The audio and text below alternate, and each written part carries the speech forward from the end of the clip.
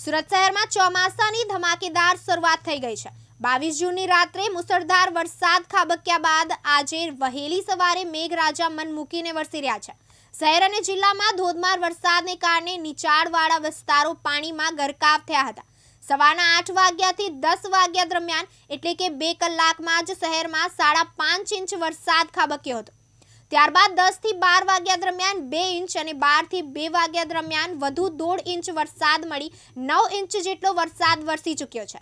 ત્યારે ભારે વરસાદના કારણે રાંદેર કતારગામને જોડતો કોઝવે ઓવરફ્લો થયો છે અને કોઝવે ઓવરફ્લો થતાં વાહન વ્યવહાર બંધ કરવામાં આવ્યો છે। હાલમાં કોઝવે નજીક કોઈ મોટી દુર્ઘટના ના બને તે માટે પોલીસ બંદોબસ્ત પણ ગોઠવી દેવામાં આવ્યો છે। શહેરના જુદા જુદા વિસ્તારમાં પાણી ભરાયા છે। તમને જણાવી દઈએ કે આજે બપોરે 2 વાગ્યા સુધીમાં રાજ્યના 98 તાલુકામાં વરસાદ વરસ્યો છે, જેમાં સુરત શહેરમાં સૌથી વધુ 9 ઇંચ વરસાદ ખાબક્યો છે।